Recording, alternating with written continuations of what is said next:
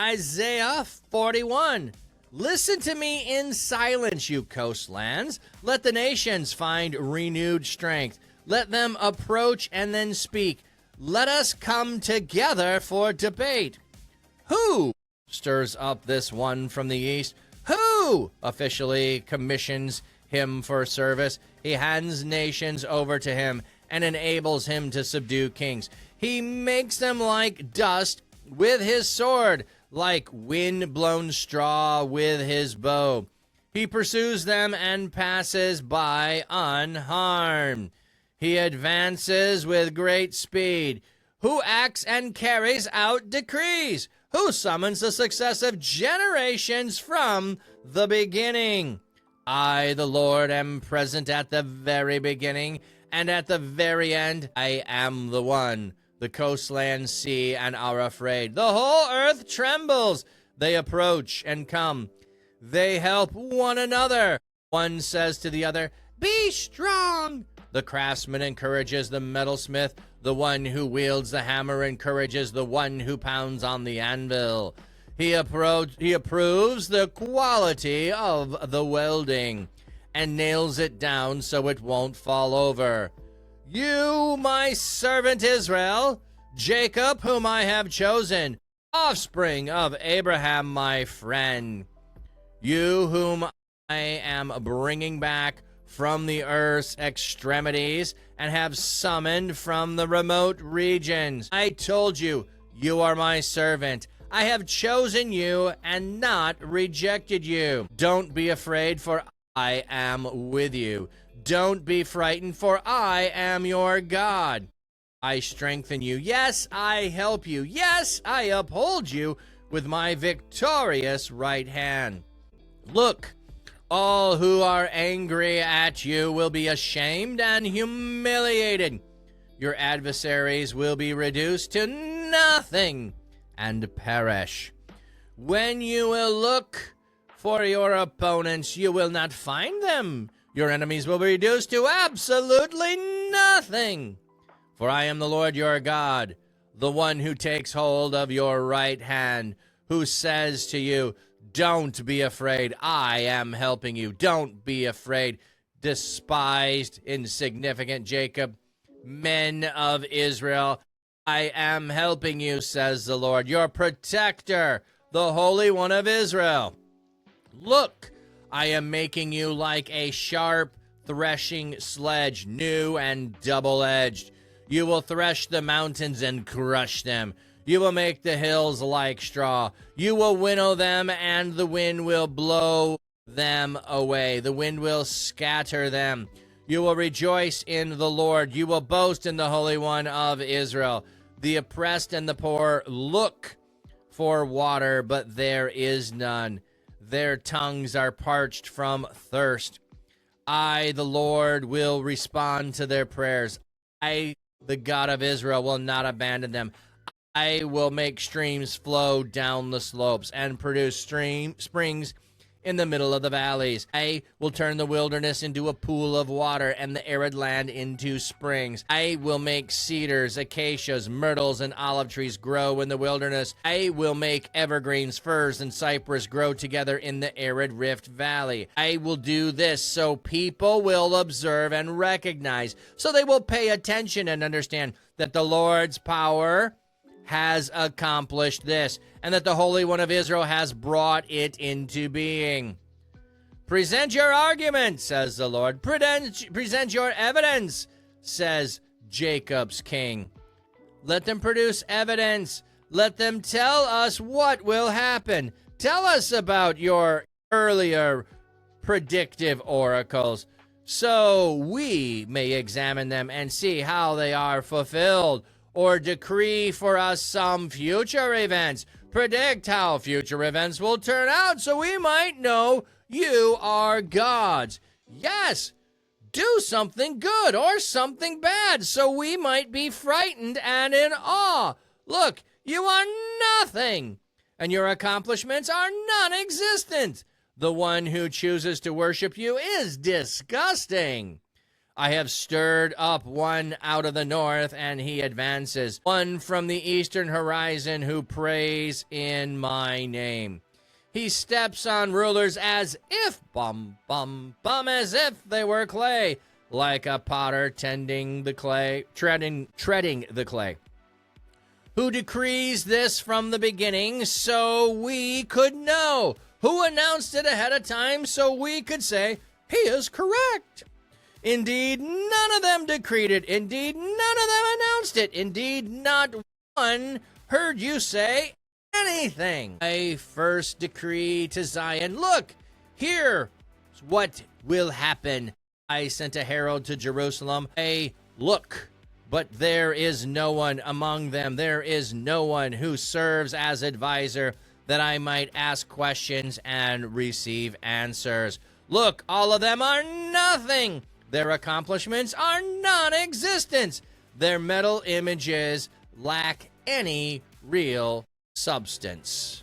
All right, so Isaiah 41, remember what we were just in Isaiah 40. We just had in the previous verse. But those who wait on the Lord's help will renew their strength. They will rise up on, or as if on eagle's wings. They will run and not grow weary. They will walk and not get tired. So we need that in mind as we continue here. Listen to me in silence, you coastlands. Oh, we had, before we got to the weary part, we had the asking of who made the coastlands, who made them rise up, all of that. So now we already had established that God did it. Now he's going to command the coastlands. Let the nations find renewed strength. Okay, so we have who is growing weary. Now we have the nations finding renewed strength. Let them approach and then speak. Let us come together for debate. So the nations are going to come together in renewed strength for debate.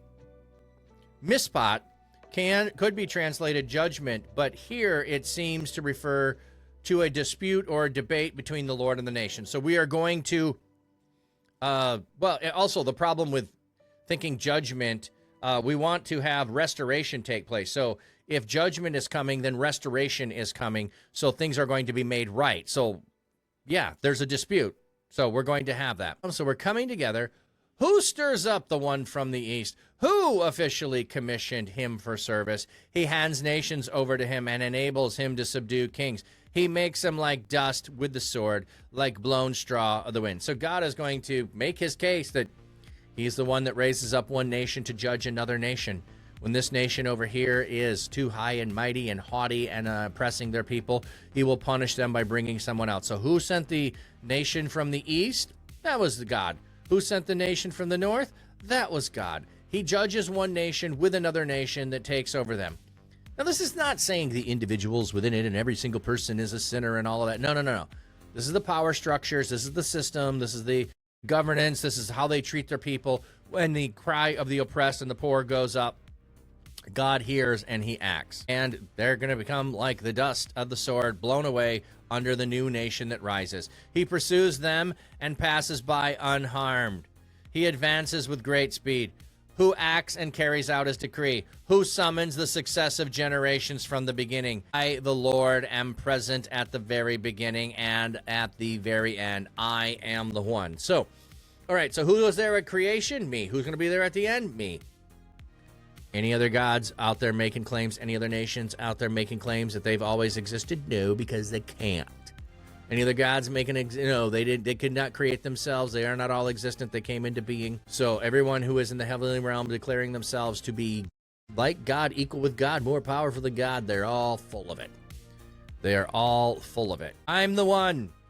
The coastlands see and are afraid. Like the coastland, they know I made them.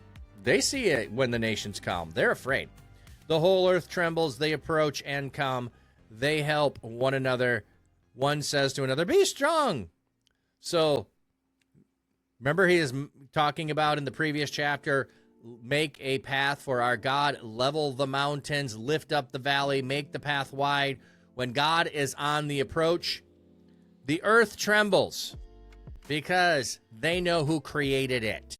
They know who is powerful. So the valley and the mountain and the coastline are all saying to each other, be strong, you can endure. The craftsman encourages his metalsmith. The one who wields the hammer encourages the one who pounds the anvil. He approves the quality of the weld. He nails it down so it won't fall over. You, my servant Israel, Jacob, whom I have chosen, offspring of Abraham, my friend, you whom I am bringing back from the earth's extremities and have summoned from the remote regions. I told you, you are my servant. So I'm not sure here if the hammer and the anvil is another metaphor of how the craftsman is doing what his will is to the mountains and all of that, or if this is looking forward to Israel being in the hands of the crafts. I'm not sure. The hammer and anvil piece, not quite clear which direction that's pointing. Just a second metaphor to reinforce the first one would be, I think, what I'd be inclined to see. So I am bringing you back from the extremities. I've summoned you. You are my servant. I have chosen you. I've not rejected you. It's a very important thing. Even though the people are in exile, the people are going under, divine punishment for their rejection of God. God has not rejected them. And this remnant that is going to return, that God is promising will be returned, he is saying, you're mine. You're mine. You have nothing to fear. Don't be afraid. I am with you. Don't be frightened. I am your God. I am your strength. I am your help. I will uphold you in my victorious right hand. The right hand, the victorious hand, the stretched out hand, the hand with power, the hand that cannot be undone.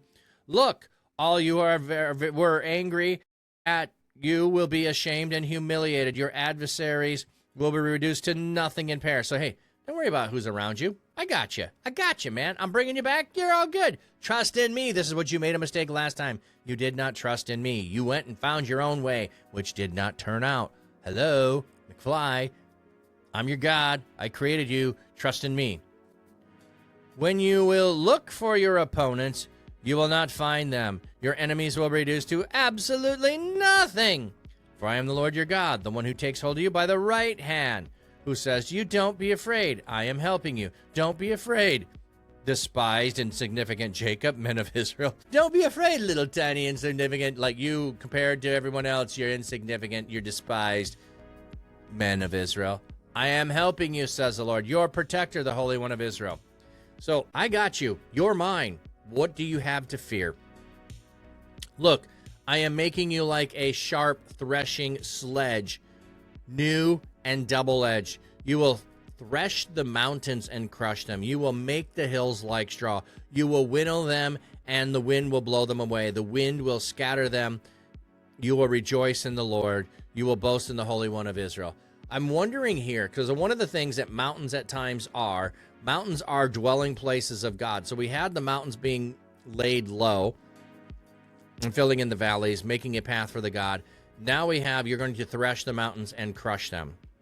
I'm wondering if mountains in some way are referencing there that the dwelling place of the other gods, you are going to be the ones that bring the other gods low. You are going to crush the other gods. You are going to be the instrument of my doing it, because you are a double-edged sledge, new and double-edged, and you will thresh the mountains and crush them. Well, who's going to wield them? If they're the sledge, who's wielding them?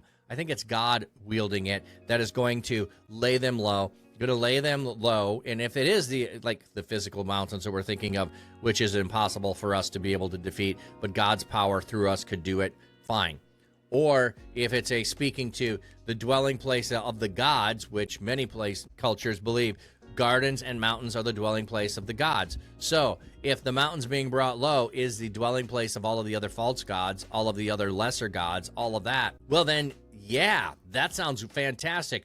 We are coming out of exile. We're going to be the instrument in your hands to bring in destruction to all of those who are your opponents. And God is going to be the one with the outstretched hands to do all of this. This is pretty cool if you look at it that way. You will winnow them, and they will be blown, and the wind will blow them away. The wind will scatter them. You will rejoice in the Lord. You will boast in the Holy One of Israel. The oppressed and the poor look for water, but there is none. Their tongues are parched from thirst. I, the Lord, will respond to their prayer. So why are their tongues parched? All of this could be literal. Yeah, they're thirsty, and they're in a desert land. But also, They're parched because their prayers are unanswered. The God of Israel will not abandon them. I will make streams flow down the slopes and produce springs in the middle of valleys. I will turn the wilderness into a pool of water, the arid lands into springs. God will do what cannot be done. The place that's a desert will be flowing with water. And in the mountain having water flowing down from it reminds us of Moses striking the rock in some ways and water flowing from it, of springs in the desert, then the oasis that is found with the 70 palm trees. So God's got you. And not only that, now we're going to talk about like Garden of Eden terms here. And we often think garden and we don't think orchard. I think I'm beginning to come around to the idea that orchard is a better metaphor for than Garden of Eden, the orchard of Eden, because trees are a big motif within it and the prominent thing that is there. So cedars, acacia, myrtle, olive trees are going to grow in the wilderness. That's not where they grow. I will make evergreens, firs, and cypress grow together in the arid Rift Valley. That's not where they grow. They're going to be in abundance, which means there's water there. I will do this so people will observe and recognize, so they will pay attention and understand that the Lord's power has accomplishment, that the Holy One of Israel has brought it into being. So God is going to go do springs in the desert, trees in the desert, where they don't grow, so that everyone knows that God is God. I'm going to do it, and everyone's going to see it. Present your arguments, says the Lord. Present your evidence, says Jacob's king. Let them produce evidence. Let them tell us what will happen. Tell us about the earlier predictive oracles so we may examine them and see how they are fulfilled. So now we're turning to all of those who came and railed against Israel, or those within Israel that said, God's not going to come. We're not going to be punished. We're not going to be taken away. So now those of you who are now complaining and now saying that God's not going to do anything, hey, what oracles did they get right before? None. What oracles can they tell us now that they will get right? None.